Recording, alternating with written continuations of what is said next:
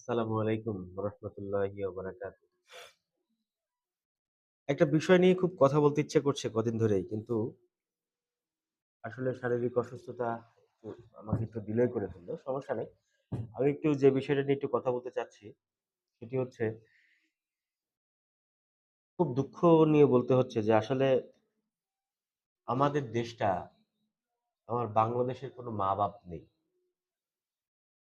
এতিম একেবারে একটা দেশ। আমি কেন বললাম? মা-বাপ যদি নেই তাহলে অনেকে আমাকে প্রশ্ন করতে পারে তাহলে যে সরকার যে চলছে এরা কারা? আসলে এরা সৎ বাবা-মা। সৎ বাবা-মা যেমন সন্তানদের দেখভাল করার জন্য এতটা দায়িত্ব জ্ঞানহীন কর্তব্য পালন করে থাকে। তো আমার মনে হয় সেটিও এটি একটা ধরনের কথা। আপনি চিন্তা করতে পারবেন না, কয়েকদিন পরে একটা বিস্ফোরণ ঘটবে বাংলাদেশের রাজধানী ঢাকা শহরে।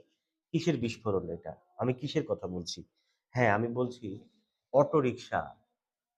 রাজধানী ঢাকা শহরে অটোরিকশার দৌরাত্ম্য দিনে, দিনে বাড়তে এমন একটা পর্যায়ে চলে এসেছে ইতোমধ্যে, আপনি যদি এখনই এর বিরুদ্ধে পদক্ষেপ না নেন, আপনি এখান থেকে আর ফিরে আসতে পারবেন না। এদেরকে আর দমন করতে পারবেন না। সারা বছর মানে আমরা যতদিন বেঁচে থাকবো রাজধানী ঢাকাতে, ততদিন পর্যন্ত এই অটোরিকশার অত্যাচার আমাদেরকে মেনে নিতে হবে।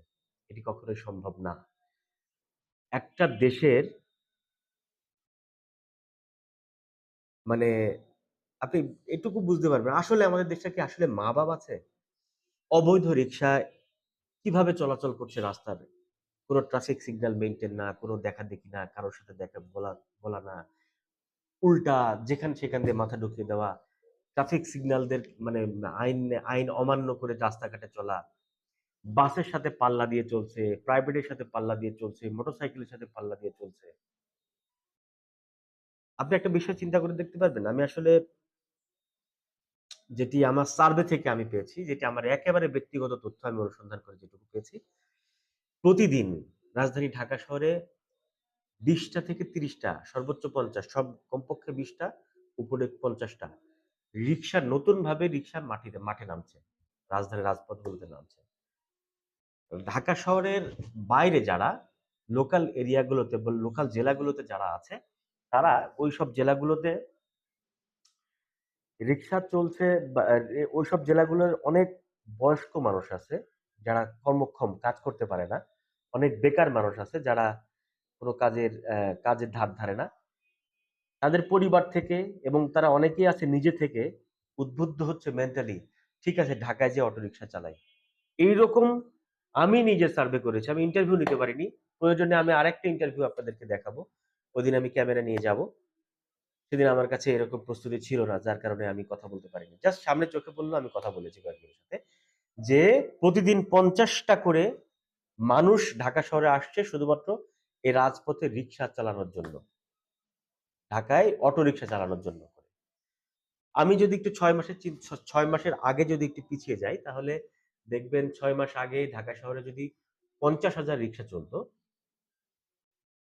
এখন ৬ মাস পর এর পরিমাণ প্রায় ১.৫ থেকে ২ লক্ষ। ১.৫ থেকে ২ লাখ রিক্সা এখন রাজপথে ঢাকার এবং মেইন রোডে বাস এবং হাইওয়ে গাড়ির সাথে পাল্লা দিয়ে চলছে। এবং আগামী ৬ মাসে এর অবস্থা ৩ লাখ ছাড়াবে। এটা একটা জাস্ট একটা সমীকরণ। আমি একটা জাস্ট উদাহরণ দিয়ে বোঝালাম। মানে সংখ্যানুপাতে। আমি আসলে প্রকৃত সংখ্যাটা নির্ণয় করতে পারব না বা বলছি না। আমি জাস্ট ধারণা দিয়ে যে কতটুকু পরিসংখ্যান দিয়ে বাড়ছে রিক্সা, আমি এটি আসলে বোঝানোর চেষ্টা করছি। যে ঢাকা শহরে যদি ৬ মাস আগে ৫০,০০০ রিক্সা থাকে, তার বর্তমান অবস্থা এখন ১ থেকে ১.৫ লাখ এবং আগামী ৬ মাসের পর এটি দাঁড়াবে ৩ লাখে। এখন ঘটনা হচ্ছে এটি কিভাবে? একটা গ্যারেজে রিক্সার গ্যারেজগুলোতে আপনি খোঁজ নিয়ে দেখবেন। আমি নিজে খোঁজ নিয়েছি। আমি আপনাদের রেকর্ডিং এর মাধ্যমে দেখাবো। এর পরবর্তীতে একটা ভিডিও করব। আমি এটা নিয়ে 2nd পার্টে যাবো। 2nd পার্টে কথা বলব আপনাদের সাথে আরো বিস্তরভাবে। একটা গ্যারেজে আগে যেখানে ২০ টা রিক্সা চার্জ হতো, এখন সেই গ্যারেজে ৬০ থেকে ৫০ থেকে ৬০ টি রিক্সা চার্জ হচ্ছে।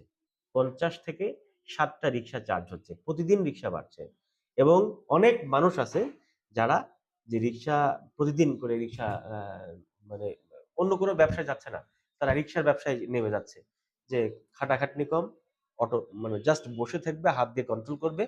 তাতেই আপনার প্রতিদিন ১.৫ থেকে ২,০০০ টাকা ইনকাম হয়ে যাচ্ছে। তাহলে ১.৫ থেকে ২,০০০ টাকা যদি ইনকাম হয়ে যায় প্রতিদিন, তাহলে তো আ মাসে ৩০-৪০,০০০ টাকা এমনিতে আসছে। আপনার তাহলে আর লাগবে কি অন্য কিছু করার? উদ্বুদ্ধ হচ্ছে, মানুষ উৎসাহ নিয়ে তৈরি করছে এই কাজের জন্য। দেখেন, আমি কিছু বিষয় যদি একটু বলি, কর্তৃপক্ষের উদাসীনতা অনেক, যার কারণে এটি কন্ট্রোল করা যাচ্ছে না। আপনি স্বয়ংক্রিয় ট্রাফিক ব্যবস্থা তৈরি করেছেন, করে আপনি ডাইভারশন করেছেন বিভিন্ন রোডগুলোতে। আপনি কি বিভিন্ন সিগন্যাল গুলো আপনি ইউ-টার্নের ব্যবস্থা করেছেন সুন্দরভাবে। এতে সাধুবাদ জানাই। আমি আগের ভিডিওতে বলেছি। কিন্তু আপনি রাস্তায় অটোরিকশা ছেড়ে দিয়েছেন। লক্ষ অটোরিকশা চলছে। আপনার তাহলে এই উন্নয়নের মানে কি? এটি হাস্যকর মনে হয় কিনা আমাকে একটু কমেন্টে জানাবেন প্লিজ। আসলেই কি হাস্যকর? আপনি যখন একটা দেশকে ডিজিটালাইজ করছেন, তখন তৃণমূল পর্যায় থেকে ভাবনা চিন্তা করে আসেন, আমার এই ডিজিটালাইজ করতে কোন প্রতিবন্ধকতাটা আসবে? আমাকে এইটাকে নিশ্চিত করতে হবে। আপনি অটোরিকশা বন্ধ করলেন না। অটোরিকশার লাইসেন্স নাই। এরকম একটা অবৈধ গাড়িগুলো রাস্তায় দেদারসে চলছে। আপনি এইটাকে অনুমোদন দিয়ে রেখেছেন। অনুমোদনই বলা চলে যেহেতু তারা নির্বিঘ্নে চলছে। অনুমোদন দিয়ে রেখেছেন। দিয়ে আপনি অ্যা গাড়ি মানে রাস্তায় আপনি স্বয়ংক্রিয় ট্রাফিক সিগন্যাল বাতি চালাচ্ছেন। আপনি ডাইভারশন করছেন, ইউ-টার্ন নিচ্ছেন। এটি হাস্যকর একটা সিদ্ধান্ত বলে আমি মনে করি। এটি খুবই দুঃখজনক। আমি সবথেকে ভাবতে অবাক লাগে কি জানেন? সবথেকে আ ভাব অ অবাক লাগার একটা কথা হচ্ছে, আমাদের দেশে বিভিন্ন সংগঠন আছে, সামাজিক সংগঠন, যারা মানুষকে কি করে? স্বয়ংসম্পূর্ণ করার লক্ষ্যে কিছু উদ্যোগ নিয়ে থাকে। তো সেক্ষেত্রে আমরা দেখি কি, কিছু ফাউন্ডেশন আছে, আমি নাম বলব না। আপনারা দেখবেন তাদেরকে অটোরিকশা উপহার দিচ্ছে। তাকে স্বয়ংসম্পূর্ণ করার জন্য অটোরিকশা দিচ্ছে, গিফট করছে। সে রিক্সা চালিয়ে জীবিকা নির্বাহন করবে। আরে তাকে তো অটোরিকশা দেওয়ার দরকার নেই। তাকে পায়ে চালিত রিক্সা দেওয়া হোক। এই অটোরিকশার ভবিষ্যৎটা কি? আপনাদের কাছে আমার প্রশ্ন, আমার জানতে চাই যে এই অটোরিকশার ভবিষ্যৎটা কি? আপনি তাকে স্বয়ংসম্পূর্ণ করার জন্য তাকে নিজে একটা কর্মক্ষমে কাজের মাধ্যম তৈরি করে দিচ্ছেন একটা অটোরিকশা দিয়ে। আপনি অনেক আছে তো। আপনি যদি চিন্তা করে দেখেন, তাকে আপনি ব্যবসা তৈরি করার জন্য অনেক আছে। সেগুলো করেন।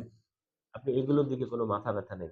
আপনি তাকে অটোরিকশা দিচ্ছেন। এরকম অনেক আমি দেখছি যে এইগুলো আমার মনে হয় এইটা থেকে নিরুৎসাহিত করা দরকার।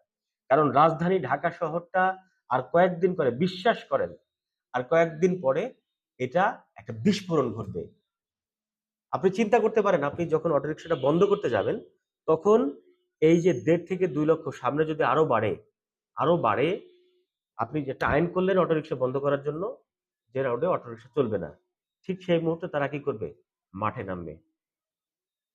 আন্দোলন শুরু করবে, চলতে দিতে হবে। আপনি এই সুযোগটা দিচ্ছেন কেন? আপনি পারবেন না এটা দমন করতে আন্দোলনটা। যদি সত্যিকারের দমন করার ক্ষমতা থাকে, তাদেরকে পুনর্বাসন করার ব্যবস্থা। এখন দেখেন অনেক লোকজন এই পেশায় জড়িয়ে যাচ্ছে দিনের পর দিন।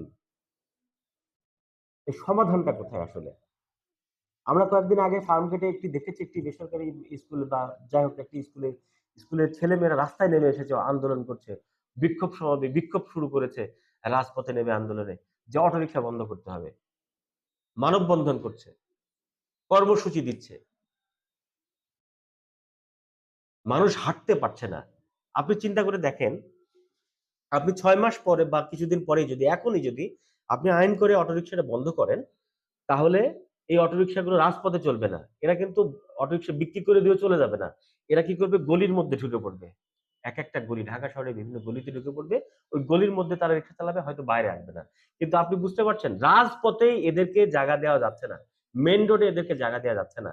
কিন্তু এরা যখন গলির মধ্যে চলে যাবে, ওই গলিগুলোতে তো ফুটপাত থাকে না বেশিরভাগ গলিতে। তাহলে ওই সাধারণ মানুষ যারা চলাচল করবে, তারা কিভাবে হাঁটবে ওই রাস্তা দিয়ে? একটা মানুষ যদি আল্লাহ না করুক, একটা মানুষ যদি মারা যায়, ওই মানুষটার লাশও বের করে ওই রিক্সার কারণে মেইন গেট পর্যন্ত আনতে পারবে না। আমার আসলে বলতে কষ্ট হয়। আমার আমার দেশের মা-বাপ নেই আসলে। সংশ্লিষ্ট কর্তৃপক্ষরা আসলে কি করছেন? ট্রাফিক পুলিশরা কোনো আইনগতভাবে তাদেরকে কোনো এখনো পর্যন্ত অ্যা কোনো সিস্টেমের মধ্যে আনে না। সিটি কর্পোরেশন থেকে কোনো ইয়ে নেয় না, সংশ্লিষ্ট মন্ত্রণালয় থেকেও এখন পর্যন্ত কোনো উদ্যোগ নেওয়া হয়নি। মানে দিনের পর দিন এটি চলতেই আছে এবং বাড়তেই আছে। তো আসলে এভাবে বাড়তে থাকলে আমাদের দেশের জন্য খুবই ভয়াবহ একটা অবস্থান বিরাজ করবে। আগামী কয়েকদিনের মধ্যে আপনি এটি দেখবেন এটি চরমভাবে এমনভাবে বিশৃঙ্খলা মানে তৈরি হচ্ছে, তখন আপনি নিজেকে কন্ট্রোল করতে পারবেন না। আর এসব অটোরিকশাগুলো দেখবেন এলাকার ছিচকে পাতি নেতা, রাজনৈতিক যারা সাপোর্ট করে, রাজনৈতিক দল যারা, তারা কিন্তু এখন ওই ৫-৭ টা অটোরিকশা চালায় মানে কিনে অ্যা রেখে দিচ্ছে। এটিও একটা আরেকটা বিষয়। তারা কিনে রাখছে এবং আ ভাড়া দিচ্ছে, তারা চলছে। মানে রাজধানী ঢাকা শহরে এখন কাজের একমাত্র কর্মসংস্থানের উপায় যারা বেকার, যারা বয়োবৃদ্ধ, তারা হচ্ছে অটোরিকশা। এছাড়া আর কোনো ইয়ে নেই। স্পেস বের করতে হবে। আমি আবারও সংশ্লিষ্ট মন্ত্রণালয় এবং যারা আছেন দায়িত্বে সংশ্লিষ্ট কর্মকর্তা, আমি আবারও আপনাদের কাছে অনুরোধ করব, হাত ধরে, হাত জোর করে অনুরোধ করব যে অটোরিকশার ব্যাপারে দ্রুত একটা সিদ্ধান্ত নেন। যে সিদ্ধান্তটা আমাদের দেশের জন্য ভালো হবে। সাধারণ মানুষের জন্য ভালো হবে। রাস্তায় চলাচল করা খুবই দুষ্কর হয়ে যাচ্ছে সাধারণ মানুষের। বিশেষ করে মিরপুর ১০ নম্বরটা, মোহাম্মদপুর বাসস্ট্যান্ড, তারপরে শেওড়াপাড়া, কাজীপাড়া, ওই পল্লবী ১১ নম্বর, ১২ নম্বর, এই দিকটা মানে ভয়ংকর অবস্থা। আমার খুবই দুঃখ হয় বলতে কথাগুলো। আমাদের দেশটা এতিম না। আমার দেশটা রক্তের বিনিময়ে স্বাধীন করা দেশ। সাধারণ মানুষের দুঃখ কষ্ট বোঝার চেষ্টা করুন। সবাই ভালো থাকবেন, সুস্থ থাকবেন। আমার জন্য দোয়া করবেন। আসসালামু আলাইকুম ওয়া রাহমাতুল্লাহ।